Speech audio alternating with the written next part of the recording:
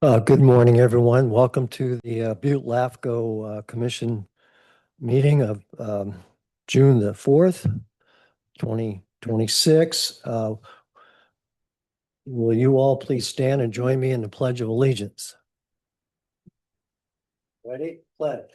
I pledge allegiance to the flag of the United States of America and to the republic for which it stands, one nation, under God, indivisible, with liberty and justice for all. Very good. Thank you, everyone. Madam Clerk, can we have a roll call, please?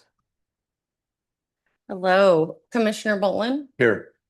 Commissioner Johnson, Here. Commissioner Kimmelshoe, Here. Chair Connolly, Commissioner McGreehan, Here. Commissioner Duncan, Commissioner Betts, Here. Alternate Commissioner Rust, Alternate Commissioner Bradley, Here. Alternate Commissioner Ritter, Alternate Commissioner Reynolds. Thank you. Okay, thank you, Madam Clerk. Let the record show that we have more than ample quorum and we can proceed with the rest of the agenda. Next item on the agenda is acknowledgement of outgoing commissioners. Shannon, can you give us some enlightenment on that, please? Yes, good morning, commissioners. So items 1.2 and 1.3 sort of go hand in hand. The City Selection Committee met on April 2nd, and as you know, they're responsible for appointing our city members. Commissioners Shepherd, alternate Commissioner Shepherd's, and yours was up too, right? Yes, sorry. And Commissioner Johnson's terms were up. And so the result of that meeting is that Commissioner Johnson reappointed to a new term, and Casey Reynolds, mayor of the city of Chico, was appointed alternate commissioner. So because of that, we, Commissioner Shepherd is not here today, but we will present him with his plaque thanking him for his service.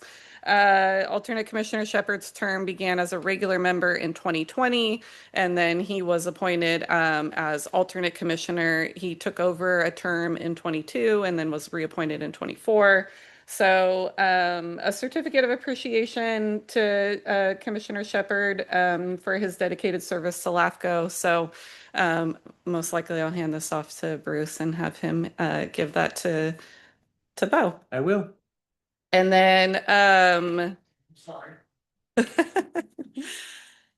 and then Let me find me. How much is that? And then Mayor Reynolds was, after I received official notice that she had been appointed alternate commissioner, she did receive a formal letter from Butte LAFCo welcoming her to the commission, as well as a copy of our existing bylaws, a LAFCo 101 PowerPoint, and then, of course, a invitation to reach out to me for any questions that she might have. So just wanted to update you all on the status of the commission today. Thank you very much. I think Commission appreciates your input on this, and we vastly appreciate Bo. So we're going to miss him. Yeah. But, okay, moving on. Next item on the agenda, under consent agenda, is approval of the minutes of April 2nd, 2026. Do any commissioners have any corrections or questions relative to the minutes as presented in our packet today? I'll move approval. I'll second. Okay, we have a motion that's been made and seconded. Madam Clerk, can we have a roll call vote, please? Commissioner Bolin, Aye. Commissioner Johnson, Yes. Commissioner Kimmelshoe, Aye. Commissioner McGreehan, Aye. Commissioner Bradley, Aye. Commissioner Betts. Aye. Thank you. Okay, that takes care of that agenda item. Next item, public hearings, of which we have 3 scheduled today. Yes. The first of which is item 3.1, review and consideration of the final budget for upcoming fiscal year 2026-27. We'll declare that public hearing open at this point in time, and we'll defer to staff to give us a verbal presentation on this matter, and then we'll proceed ahead. Thank you. So as you'll recall, this item was opened at our Is it March? Was it March? No, I had April 2nd. Sorry. It was our March 5th, 2026 meeting. And so today we are requesting final adoption of the budget. And since the public hearing was opened at our March meeting, we have not received any public comment or any input on the budget. So of course, nothing's changed since that meeting. So today we're asking for final approval. Before I open this item to the floor, do any commissioners have any questions concerning the proposed budget? Judging by the silence, apparently not. So, is there anyone in the audience who wishes to speak to this agenda item? Proposed budget fiscal year 2026-27. Again, judging from the silence, then we'll bring this back to the commission. What is the pleasure of the commission? Move approval of the budget. I'll second. We have a motion that's been made and seconded to approve the budget as presented and recommended by staff and our standing committee. Madam Clerk, again, can we have a roll call vote on the motion?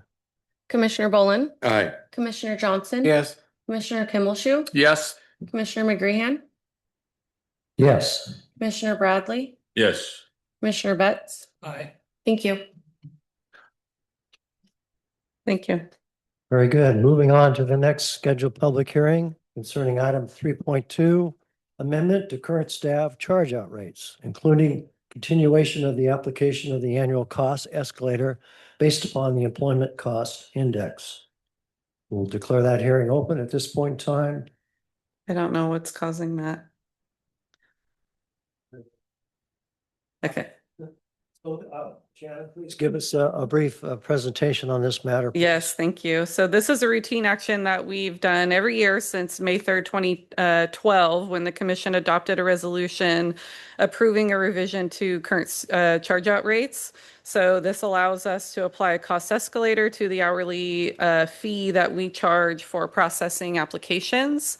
This is keep up with the inflation and keep our costs able to cover the work that we do. So again, this is sort of routine in nature that we've done every year, but does require the commission's approval by adopting resolution 11-2526, approving an amendment to the current single flat hourly rate from 203 to 210 per hour. And I imagine everyone read your staff report on this, but at the very end of the contents of the staff report, you indicate that if we take action on this as recommended today, it doesn't legally go into effect till 60 days thereafter. Is that correct? That's right. We don't have anything to charge in hours to currently, but it would go into effect in our next fiscal year. Which would complement the coming fiscal year then. That's right. Okay. Any other questions from the commissioners on this matter? Okay, at this point in time, we'll open this to the floor. Is there anyone in the audience wishing to speak to this agenda item? Hearing the no's, apparently not. Okay, I'll bring it back to the commission. What's the pleasure of the commission? I'll move approval. I'll second. Very good. We have a motion that's been made and seconded to approve this agenda item. Again, Madam Clerk, we have a roll call vote. Commissioner Boland, Aye. Commissioner Johnson. Yes. Commissioner Kimmelshoe, Aye. Commissioner McGreehan, Aye. Commissioner Bradley, Aye. Commissioner Betts. Aye. Thank you. Okay. Next public hearing, item 3.3, Butte Water District, Riviera Road Annexation Number 1 and a minor sphere of influence amendment. We'll declare that hearing open at this point in time. Again, staff, can we have a brief explanation on this matter for everyone's edification? Yes, thank you, commissioners. This is a proposal initiated by the Butte Water District to annex 34.93 acres into the Butte Water District and a corresponding sphere amendment to facilitate that annexation. The proposal was submitted by the district on behalf of the landowners to enable the property to receive surface irrigation water So this project's a little bit different and interesting in that it's located in Sutter County, immediately south of the Butte County line. As you know, the district serves 31,000 acres in both Butte and Sutter counties. So Cortese Knox provides that when a proposal involves a territory in more than one county, the commission of the principal county shall take action on the proposal. And that's decided how the principal county is decided is when a greater portion of the assessed value of all taxable property within the district is located, or where that property is located, that's how the principal LAFCO is determined. And so as Butte Water District adds more land into their district, we are constantly keeping an eye on how much of that land is in Sutter County versus Butte County. So we remind them of that every time they have a proposal. And I do have a map of their entire district here. Sorry, it's hard to see, but at this point, they still remain a majority of their land served in Butte County. So with that, today I'm asking for you to take two actions: to adopt Resolution 12-2526, amending the district sphere of influence, and then separately taking an action to adopt Resolution 13-2526, approving the annexation of the parcel to the Butte Water District. Very good. Thank you for that presentation. Commissioners, any questions on this matter at this point in time? Oh, you guys are, I do have not a question, but so Sutter County has to give the okay also, is that correct? The project was circulated to anybody I could find in Sutter County. But essentially, no, they don't Oh, have they don't? to Okay. give any sort of approval. We asked for comments from administration, planning, their LAFCO. Didn't hear anything from them, but ultimately the project will be recorded in Sutter County, so they will have the kind of official record over there, but they were provided ample opportunity to comment. Yeah, thanks. A question. Who made the application for this? So was it the landowner or landowner in conjunction with the Butte Water District? The landowner approached the district. Okay. And the district initiated the application by adopting a resolution at their board meeting. Okay. And then that became part of this It went through application. their board first and they said, Exactly. yeah, we can do this. I mean, this may be a stupid question, but was the property irrigated prior to this? And if it was it groundwater that irrigated? It relies solely on groundwater Okay. pumping at this point. So by allowing them surface water, it's checking all kinds of boxes that we like, getting them off of groundwater. That's right. Onto Okay. surface That's why I water. asked. Thank you. Yes. good question. Any other questions from the commissioners at this point in time? Okay, at this point, then we're going to open it to the floor. If there's anyone here present today that wants to speak to this hearing item? Yes, please come forward up to the mic there and just engage that microphone. Thank you, sir. Thank you. My name is James Anderson. I live on the Sutter County side of the line. My property line is Butte County line. And I'm surrounded by a lot of, used to be peaches and stuff, but now there's all walnuts out there. My concern is my property is really not involved in this, I don't think, because I had nothing to do with requesting access to surface water. My groundwater has been adequate for many, many years. I inherited the property from my parents and then goes way back in the family. Our well's been very sufficient. I used to have an 80-acre plot. It's been divided over years, and everybody's been happy with well water. So I don't have any objection to, there's a canal right there. So part of whoever it was, I think it was Gospel, because that's who owns most of the property around there. Tap into that canal. There's a nice big canal right there, goes all the way around. So anyway, I think that's who's requested this, which to me shouldn't be a problem. Okay. Yeah. Thank you for your input, sir. Is there anyone else in the audience wishing to speak to this matter? Apparently not. Okay, we'll bring this back to the commission and ask the commission to entertain an action Okay, I would move the first to adopt the resolution number 12/2025-26, amending the district sphere of influence, and in the same action, same motion. Can I do two motions? Please do two separate Two separate. motions. Okay, and that's my actions. first motion. Thank you. I'll second. Motion's been made and seconded to adopt the proposed resolution number 12, 2025, 26. Madam Clerk, can we have a roll call vote, please? Commissioner Boland, Aye. Commissioner Johnson. Yes. Commissioner Kimmelshoe, Aye. Commissioner McGreehan, Aye. Commissioner Bradley, Yes. Commissioner Betts. Aye. Thank you. Very good. Resolution, is there a motion? I guess I'll do that as well. Adopt resolution number 13/2025-26, approving the annexation of one parcel to the Butte Water District. And I guess that's it. There's an and in there, but that's okay. Does it go on further? Oh, Oh, anyway, interesting. Oops. forget the and Sorry. to the Butte Water District, period. Okay? Thank you. Is there a second? Yes, I'll second. Okay, we have a motion been made and seconded to adopt that resolution for the annexation of the parcel. Madam Clerk, roll call vote, please. Who made the second for resolution did. 13? Okay, thank you. Okay, Commissioner Boland, Aye. Commissioner Johnson. Yes.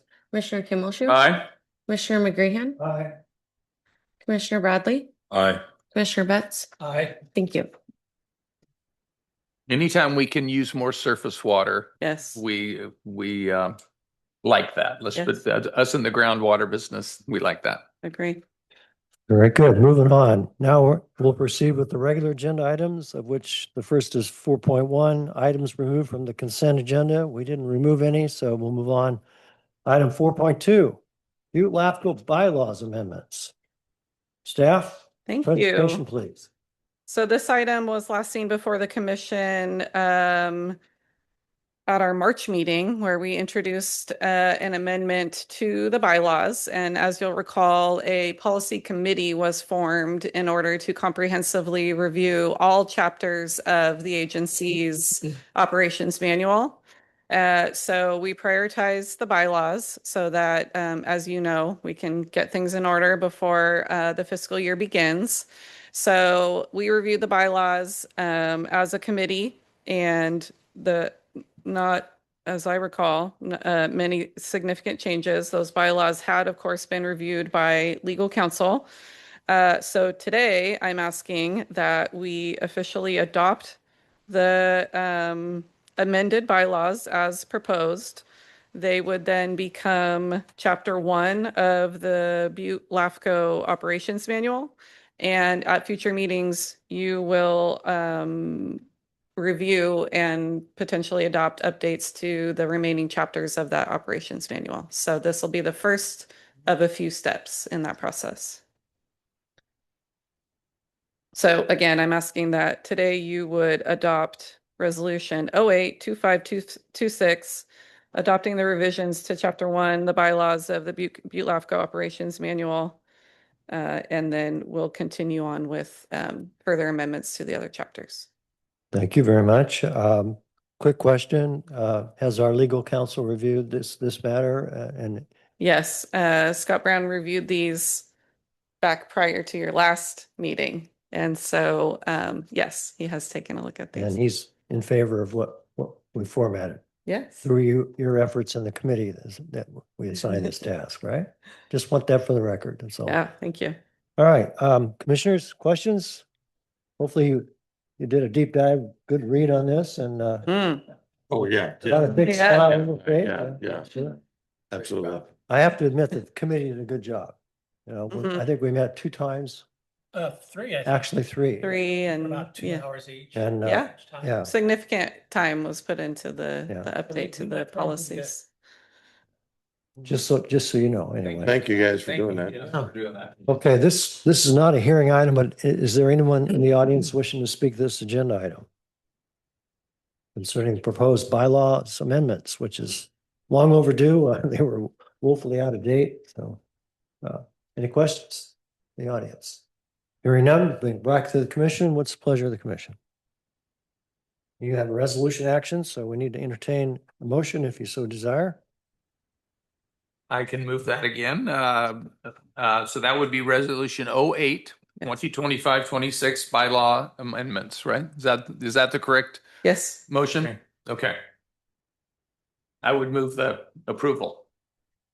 And I'll second. Very good. We have a motion that's been made and adequately seconded. Madam Clerk, roll call vote, please. Bruce, were you the second on that again? Thank you. Commissioner Bullen, Aye. Commissioner Johnson, Yes. Commissioner Kimmelshoe, Aye. Commissioner McGreehan, Aye. Commissioner Bradley, Aye. Commissioner Betts. Aye. Thank you. I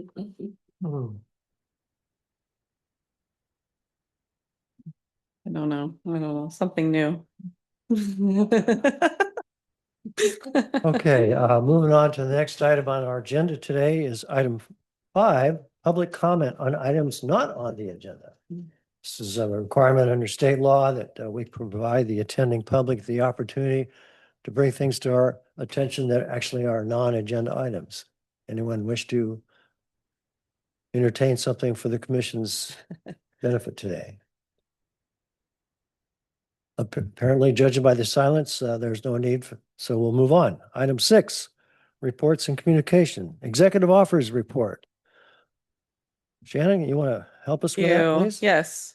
So I'll just sort of move through and prioritize some of the newer items. As you know, it's been 2 months since we've met, so a lot happens in a 2 month time period. So under administration, we continue to await the final report for our financial audit. It is taking a little bit longer than we had anticipated, so we are going to start putting some pressure to get that audit done, completed, and the report in front of you at a future meeting, hopefully by August.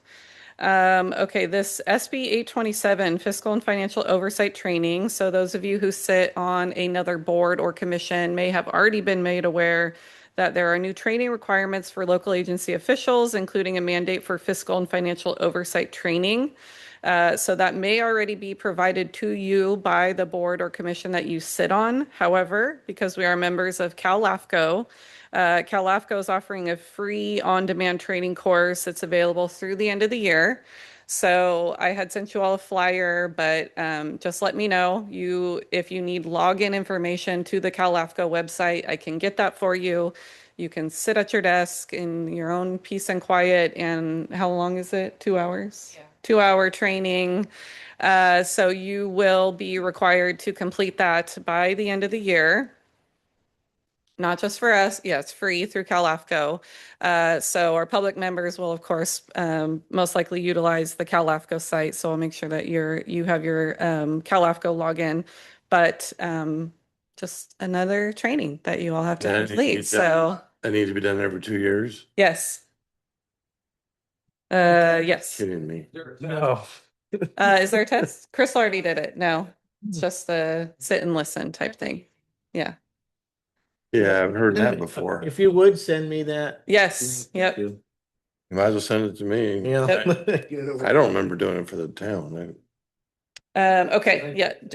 Just to be safe, I'll send you all the login or the flyer that was sent by LAFCO, and then we can get you all set up with LAFCO login information. But is LAFCO different than other agencies? It's the same training. So the training It was goes built across all of by, them. yeah, the training was built by LAFCO Legal Counsel, and it satisfies the SB 827 training requirement. So yes, you could potentially use it to satisfy the Town of Paradise obligation. And I believe if you're a new member of a Yeah, you have to board, complete it within 6 months or something. and Yes. you're existing, I think I'm not sure, is it 2 years? Yeah. Yes.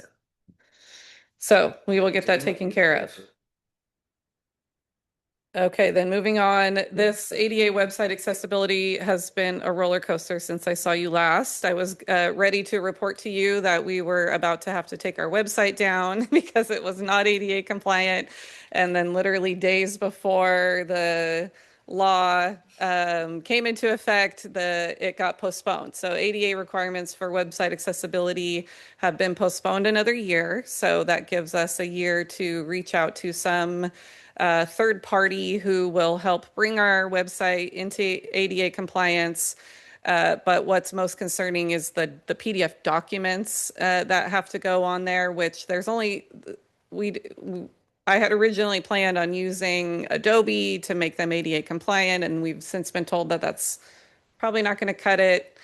So I'm just letting you know that as the year progresses, we will continue. It's likely we will have to use a third-party vendor to bring the website documents into compliance, which the benefit is that there are lots of organizations out there now trying to build a program that can easily mitigate the documents. So Is there a way you can easily explain how you make a website ADA compliant?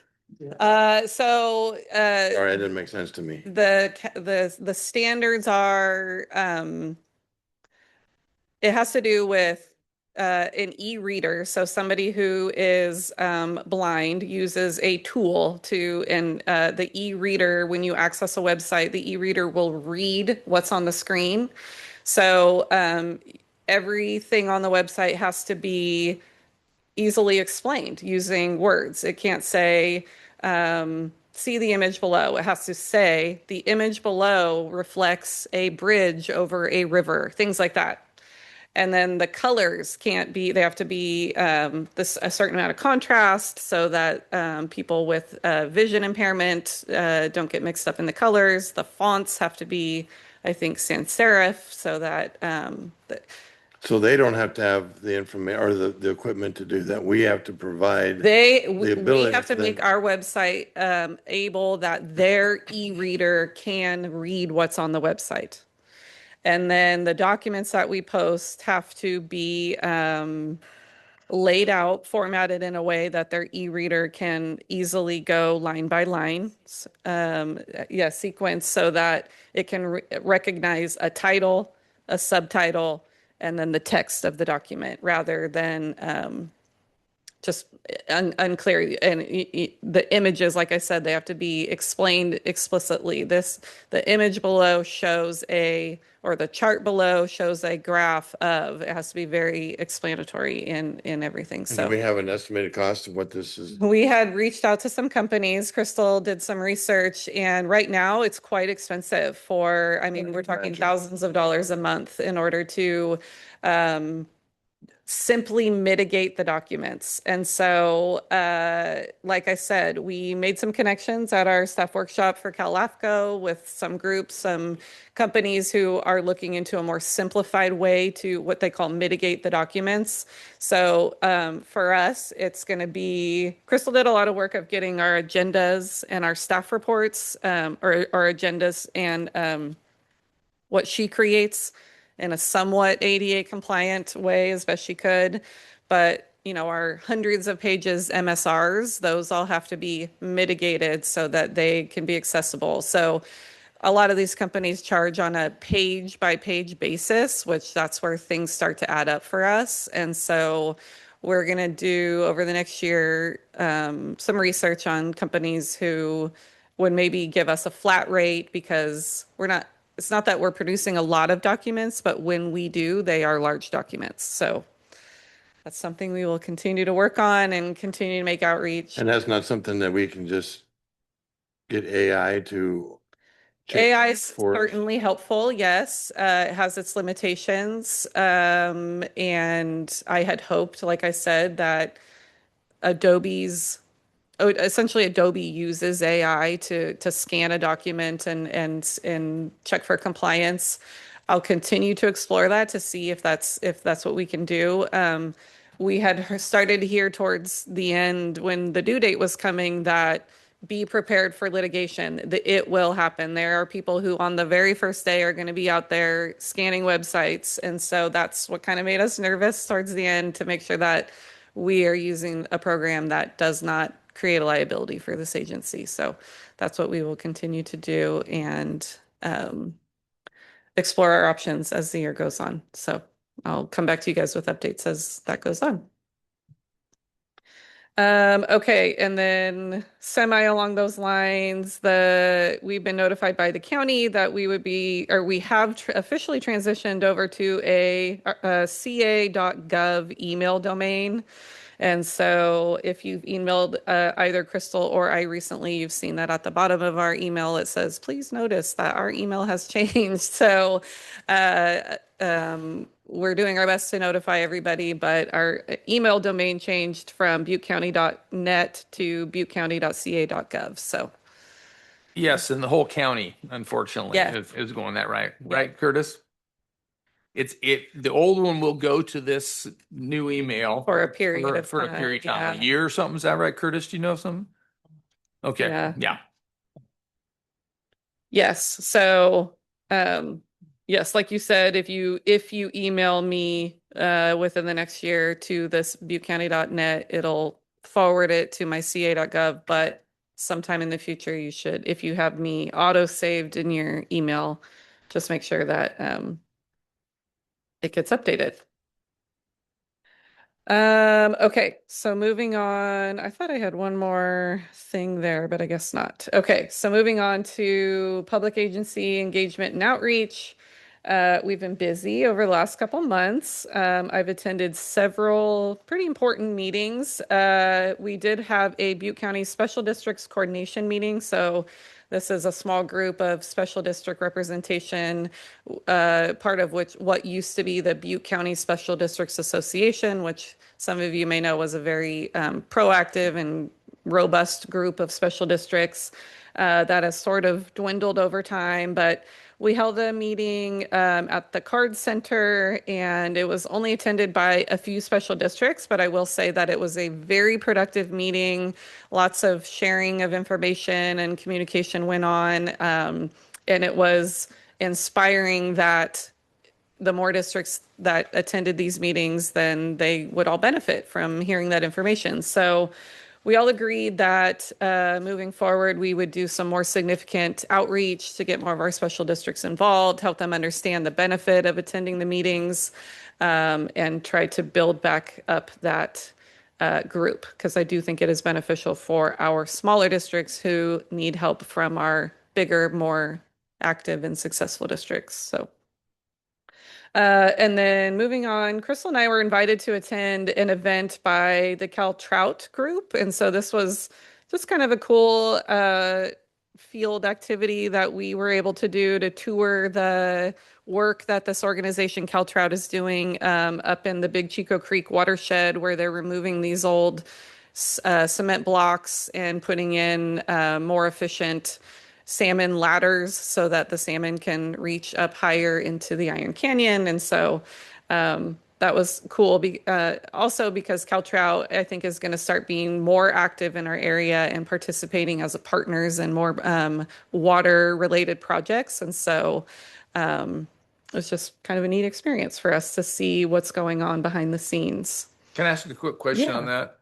So did they ever give you a number of how many salmon are migrating up the Big Chico Creek? I'm sure they did, but I assume there are some. yes. They said that it's like very few that make Yeah. it past salmon hole. So Yeah, they get stuck in salmon hole where it's too hot for them to Yeah. continue to exist. And so optimal temperatures are up. They had some name for this point up in higher up in the Iron Canyon where the water is cold enough for them to spawn and then complete their life cycle up there. So, but yeah, they're doing great projects all throughout California and specifically in the northern area. So. Okay, then moving on to North Chico flooding issues. So this has been something that we've talked about a few times, but a presentation was given at the Board of Supervisors, I want to say back in March, and then a result of that Board of Supervisors meeting was a stakeholders group was formed in order to talk about the issues, the flooding issues that continue to plague the North Chico area along Kiefer Road in what we call the bifurcation, where Rock Creek bifurcates, where and waters are supposed to flow through Rock Creek, but because of erosion and just natural changes over time.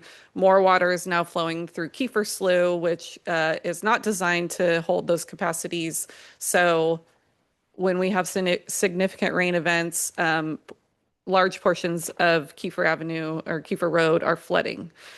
So on April 28th, I attended, oh, I'm sorry, the April 28th was the Board of Supervisors meeting, and then we held the stakeholders meeting on May 19th that involved the Rock Creek Reclamation District, the Tuscan Water District, the Vida, or Cami Lozier of the water department, supervisors Kimmel, Shue, and Durfee, as well as their interim public works director.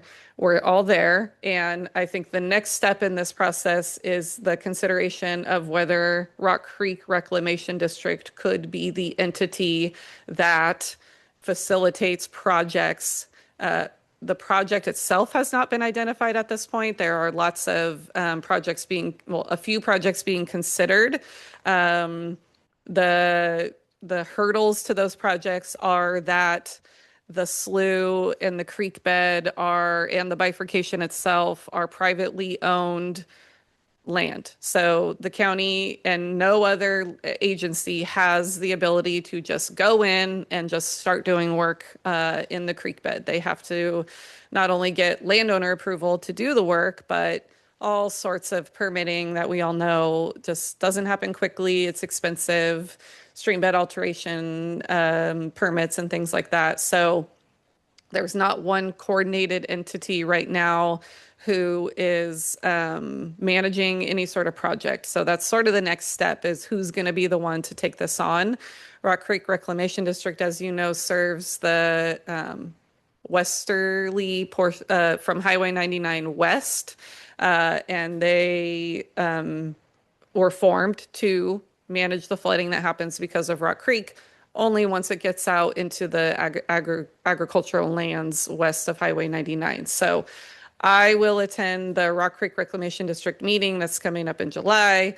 I will talk to them about what it would mean to amend their district boundary, and their sphere of influence already goes east of Highway 99. So it'd be essentially amending their jurisdictional boundary to include the residences along Kiefer Road, which, as you know, would significantly change the makeup of their district. Right now, they only serve agricultural lands. And so that's going to be a decision that the district is going to have to make as a board. So I will give them all the information they need and help them make that decision.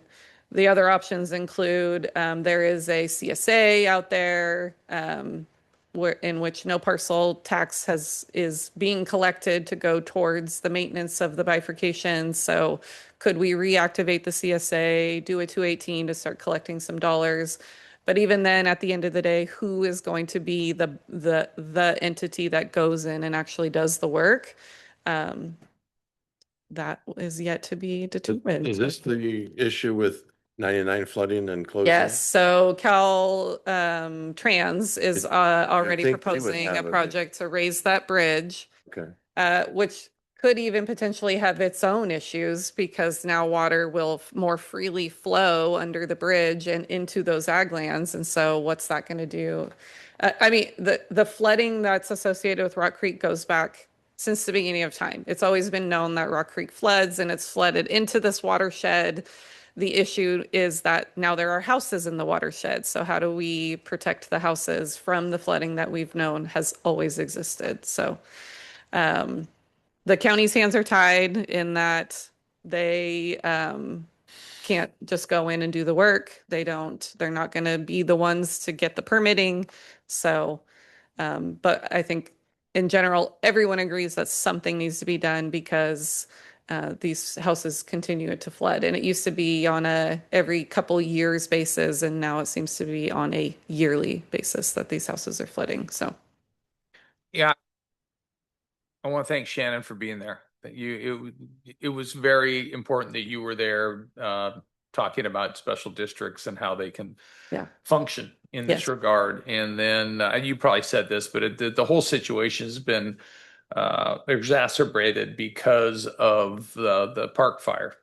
that went Yeah. through that area. And of course, a lot of erosion happens into the creek and into Kiefer Slough, which, makes it even harder for water to get through there. So it's going to be a long ongoing process, but I want to thank LAFCo Mhm. for being there. Thank you. Okay, I'll move on to the Oro Verde Municipal Utility District Initiative by the City of Orville. So this is a complex and evolving project that's got multiple parts to it. In its entirety, the all aspects of the project include, so currently the city of Orville, they have formed a municipally owned electric utility district. So this exists on paper only. They've decided as a council that they are a utility district. And the boundaries of that district would include the city of Orville's jurisdictional boundary because that's who they're allowed to serve. They are currently in the middle of a feasibility study to analyze what it would look like to fund a district, to form a department that would manage the electric utility, and then ongoing costs for maintenance for the utility district. So that's sort of that aspect of it. They do have a outside private party working with them. They're in partnership with this group called the Butte Renewable Energy Initiative, or BRE as they refer to it. So from what I know, the plan is that BRE would come in as a private entity and install the lines. And they are planning to install underground lines in their already existing trenches for cable and things like that. And then that infrastructure would be gifted to the city of Orville for ongoing maintenance. They've identified an area of the city south of town where when you're driving into town, you see all those industrial buildings off to the side, plus some additional lands where they have plans to build more industrial uses. And so where we get involved is that they need to annex lands there in order to invite more industrial users into the utility district so that it can remain stable. It can fund itself. So the plan is that there would be multiple sources of electric generation within the utility district, including solar panels. I just saw cogen. I'm not an electric engineer, so I don't know all that, but there's lots of sources of electricity being generated at the site, and then it would all be distributed within this industrial area, and that new industrial users that could come tap into the grid, and their electricity bills would be potentially lower than what they're paying to PG&E now. So like I said, there's lots of aspects to this project going on. I sometimes hear about them one off at a time that the city is pursuing. I recently learned that they were taking the pre-zoning of these lands to the Planning Commission in just a few weeks from now.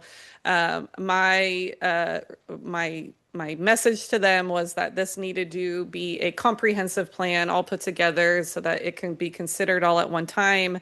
I will continue to push that message to them and would prefer that they came in front of this commission to explain this plan to this body so that we had a full understanding of where they were at and essentially what we would be considering in the future. So with your blessing, I will ask that the city of Orville send a representative to a future meeting to give this commission an update on that plan in general, and give us an update of where they're at and how they intend to implement this plan.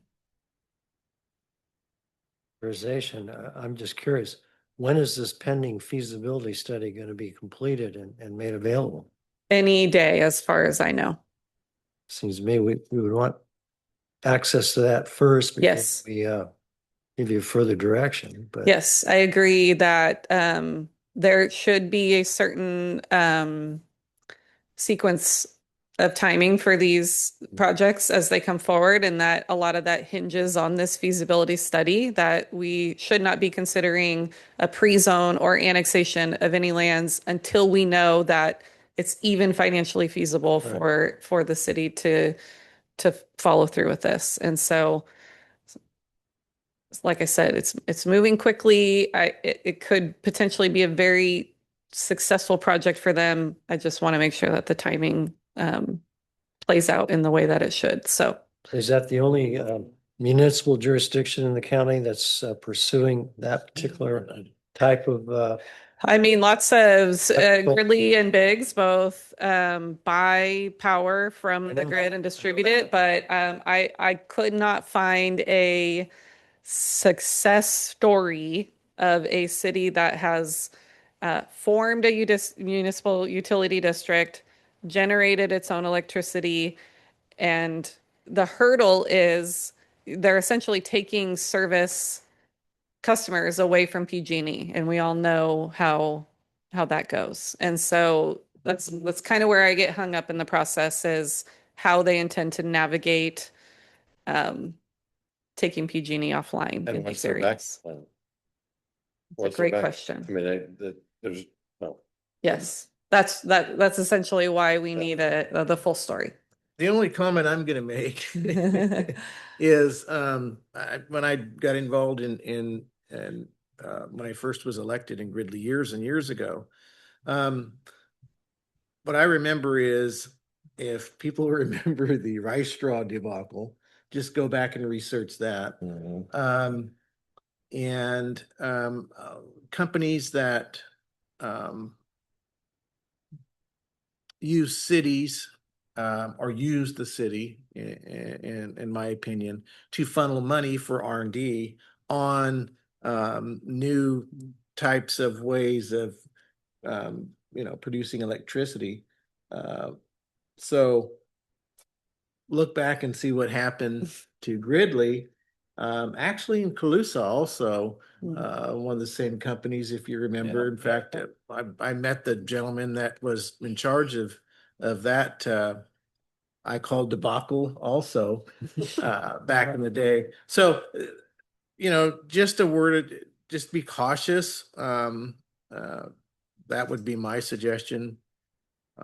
And to look at all, there's a lot of moving parts here. Yes, And yes. then one of the things that you just brought up is PG&E. I mean, are they just gonna say, well, yeah, we'll just give you our customers? No. I mean, and I'm not trying to tell Orville what to do at all. I just want to, there were some issues with Gridley years and years ago.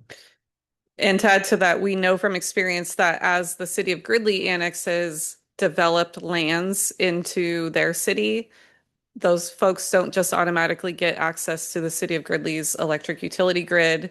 So there are people who live in Gridley who receive the core of the city of Gridley receives electric from Gridley, and then others are still on PG&E, because just putting them in the city of Gridley doesn't automatically mean they get access to their utility. It's a battle to get. There's an expense involved.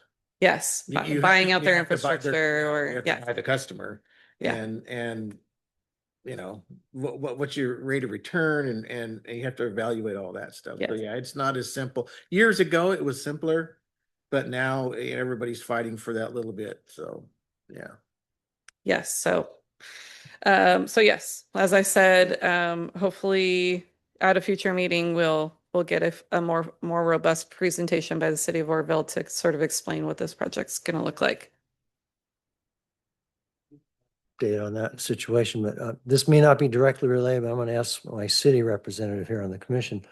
Didn't the town of Paradise in the last few years pursue that idea of the creation of an electrical utility? No, it would be a joint venture with someone that, It's Pioneer Yes. Energy. Yes. yes, Yeah, you can opt in or opt out. Yeah, You're not- that's all. Which Okay. we're all looking into. yeah, the county, City of Okay. Chico, town of, yes. So Pioneer Energy is still very much I get notifications from them every now and then saying, we're still trying, we're still working on it. So Okay. Supposed Yeah. to be the end of this year, we hear something, but who knows? But no, everybody is in and they can opt out anytime. Got it. If we move forward with it, we're not we're looking. So. Right. Yeah, okay. Okay, so moving on to ongoing and potential projects. This, of course, City of Oroville annexation plan ties into what we just talked about in that the City of Oroville completed their annexation study, feasibility study a few months ago, and it identified that certain areas would be a net loss, including Thermalito would be, obviously a net financial loss for them to annex portions of Thermalito, but that the Lincoln Ophir area would be a financial gain for them. And so this plan is all, like I said, ties into the Oro Verde Municipal District. And so I will have the City of Oroville report back with a hopefully comprehensive a presentation on what the annexation feasibility study showed, plus what the municipal electric utility district study showed. So there's more to come on that. And then let's see, moving on. Nothing new. Town of Paradise continues its general plan update. We have not met for our Oroville area sewer agencies. We've not met anytime recently.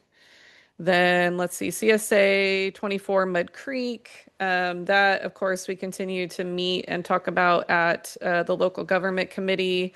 It was stated, and this is probably Todd, you'll hear this at the next Board of Supervisors meeting, that the City Chico has basically made a statement that they would not they would consider but do not intend to take on the infrastructure at Mud Creek, and that the Butte County would continue to be the responsible entity for maintaining the infrastructure at the diversion structure at the Lindo Channel. So the consideration that this body could make in the future is CSA 24 is a CSA that exists. It continues to collect some dollars from the landowners that are in it. So is there enough? Does it properly capture the drainage basin of those who are protected by the Lindo Channel? Do they need to collect more funds? And so that'll probably the county is continuing to monitor the work that was done in the channel last winter, but some step along the way is going to be taking a look at CSA 24 and whether or not it's needs to be expanded, or something else needs to come in and fund the work on the diversion structure. Okay, moving on to, let's see.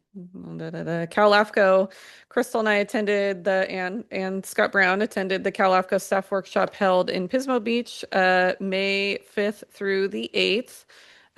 It was, in my opinion, the best workshop we've had in a long time. The content was great, very well attended. LAFCOs who have never attended a Cal LAFCO event, like Tehama County was there, Mono County was there. They're sort of hit or miss, but I just thought that was good and inspiring, even because of all the turmoil that Cal LAFCO has been in over the last couple of years. LAFCOs continued to show up and to support Cal LAFCO. I only facilitated one session this workshop, and so I was kind of off the hook. But it was a successful session on writing legal and defensible documents. So that was a big hit. The leadership. Oh yeah, the new executive director, Michelle McIntyre. This was her first workshop, or first event that she was fully in charge of, and she did great. And I will mention that we have been selected to host the 2029 staff workshop in Chico, which has never been done before. Butte County's never hosted a workshop or a conference, and so that will require a significant amount of work from the two of us, but we're excited to do it. And so we look forward to that. Obviously, it's 2029, so who knows what could happen between now and then, but it is on the calendar. And then the annual conference will be held this October in Sacramento. So I want you all to start thinking about your attendance, whether you would want to attend a day or the whole conference, or what that might look like for you. The conference is, I want to say it's the 21st through the 23rd. It's whatever I think third week of October. So as information starts to come out from LAFCo, I will start sending that to you. It typically goes from Wednesday to Friday, and Thursday is like the most robust day of sessions. And so I will continue to keep you informed, and as registration opens, find out from you if you would want to, what portion of the conference you might want to attend, if at all. So I will keep you up to date on that. And then just quickly, under legislation, not a whole lot of new going on for LAFCo.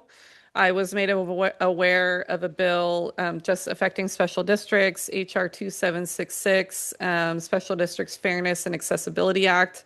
And I think this is good for us to potentially get behind, in that it would recognize local government special districts as a unit of local government for the purpose of eligibility under federal funding grants and assistance programs. So right now, a special district, if there's a natural disaster, does not get federal funding in the wake of that disaster, nor can they apply for grants at the federal level. So I've not heard anything at the LAFCo level, whether or not they support or are even following the bill, but I think it's something worth keeping an eye on. Okay. All right. I think that's it for my report. I'm sorry.